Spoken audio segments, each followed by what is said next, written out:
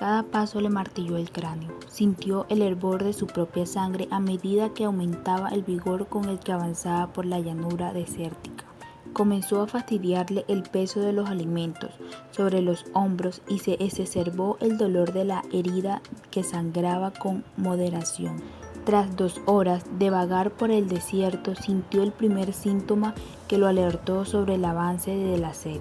El corazón le palpitó a una velocidad mayor, algo que debía evitar a toda costa si quería regular el consumo de agua de su cuerpo.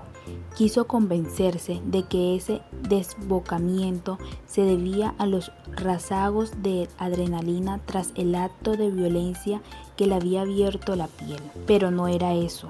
Tampoco tenía que ver con el sol que atravesaba la bruma de nubes y rebotaba convertido en un bahut espeso, ni con el temor de ser visto.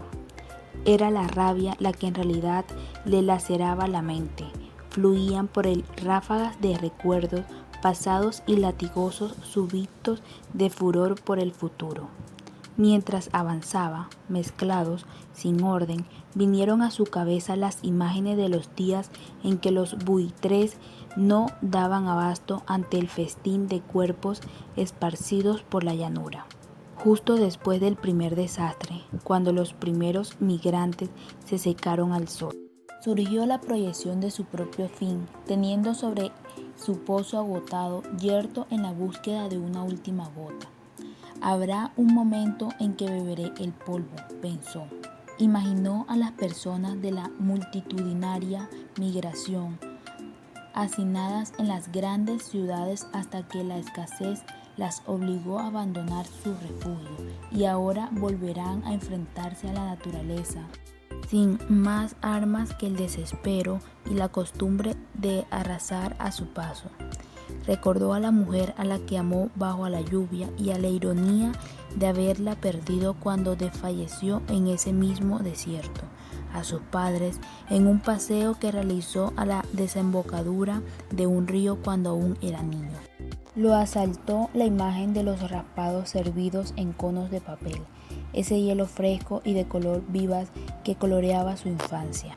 Le vinieron a la mente la calma del agua, cuando aún podía saciar toda la sed, y los últimos días en que la bebió gratis. Y luego los cielos que se fueron poblando de plásticos, los caminos taponados de desperdicio, los rellenos sanitarios desbordados, los aparatos electrónicos desechados con sus tripas de circuitos abiertas al sol.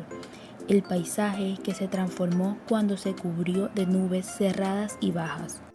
Entre todas las imágenes, como un hilo conductor, como el alambre que cruza las tapas aplastadas de metal que ligan a una pandereta, estaba la fría ira de haberlo perdido todo y de seguir sobreviviendo.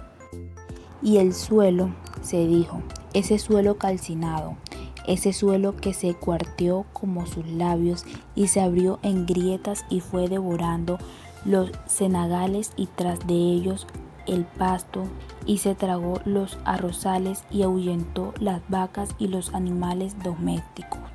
El suelo exhausto que tendría que soportar nuevos pasos y otra vez vería caer a las personas hasta que se acabaran las que lo pisan. Ese terreno que muchos llamaron resuño porque les fue afín, y que luego pasó a ser un suelo pisoteado y que se fue quedando solo mientras las ciudades se rebosaban. Suelo agotado, suelo que se cansó ya. Se repetía, acelerado el paso, con la sed clavada en la garganta, mientras insistía en su perorata silenciosa y se laceraba con el pasado y las proyecciones del futuro. Buscaba en quién descargar la rabia.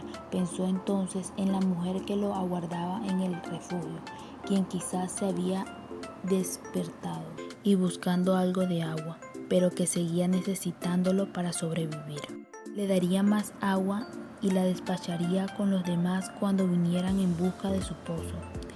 Estaba diciendo, a ella le correspondía un lugar en ese terruño. Trató de calmarse cuando sintió los síntomas de la sed. y el exceso de esfuerzo que realizaba. Estaba acostumbrado a soportar largos periodos de travesía a fuerza de vivir en la llanura, pero no podía abusar de su resistencia.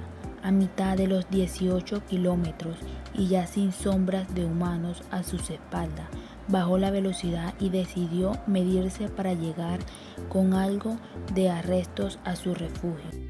Le faltaban todavía 5 kilómetros cuando sintió abotársele la lengua y luego pegársele casi como un adhesivo al paladar. 2 kilómetros antes de llegar supo que ya erraba sus pasos y que comenzaba a zigzaguear en su recorrido de regreso. El físico agotamiento tuvo que detenerse y dejar los abarrotes a 1 kilómetro de su escondite, en un descampado lleno de huesos mezclados y de plásticos abandonados, e intentar una misión contenida, que salió escasa y de un amarillo intenso porque el hígado estaba reteniendo los líquidos al máximo para evitar su total deshidratación.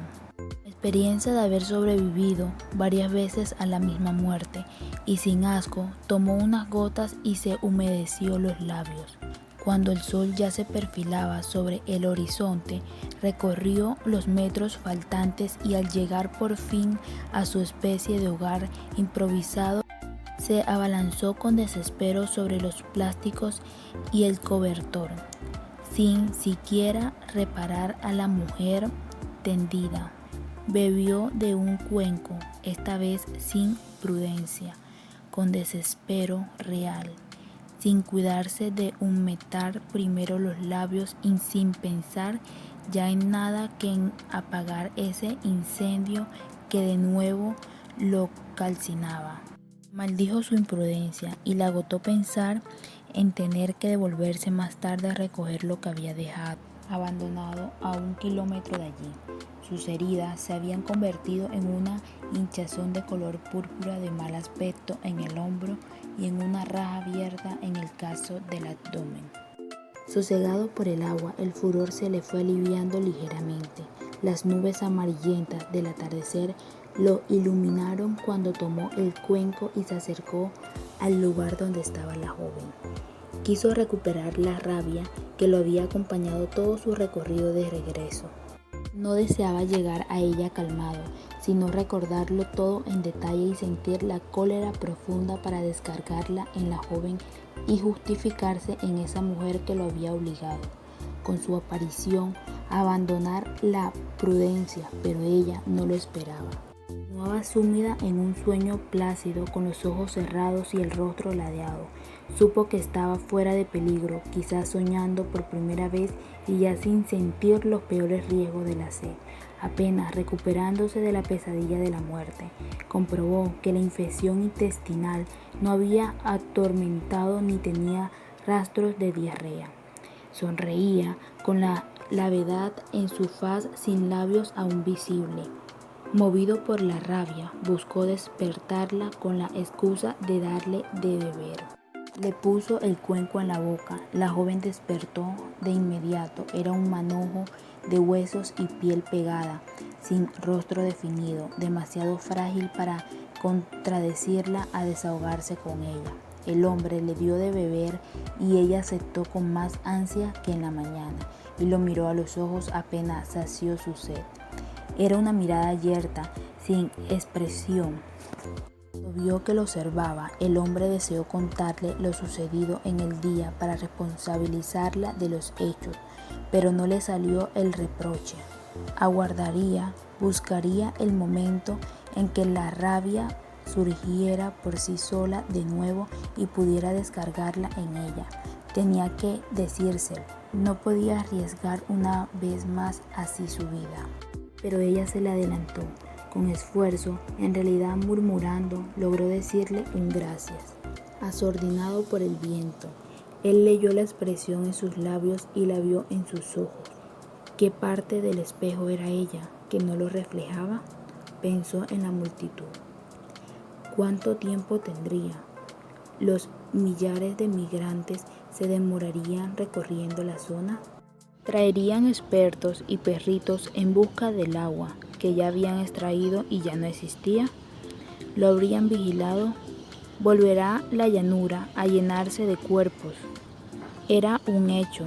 Nadie creía ni aprendía de los fracasos de los otros y lo intentaba de nuevo, solo para fracasar con más estrépito que los anteriores. Sin embargo, esta vez sí se trataba de la migración final, la masiva y definitiva, la que por tantos años se había prolongado. Los que sobrevivieran a la llanura serían los últimos habitantes del planeta. Si lograba agazaparse y evitar ser visto, él sería el último, quizás, poco honor, nadie a quien dejarlo dicho, nadie que contara luego su historia y la convirtiera en leyenda.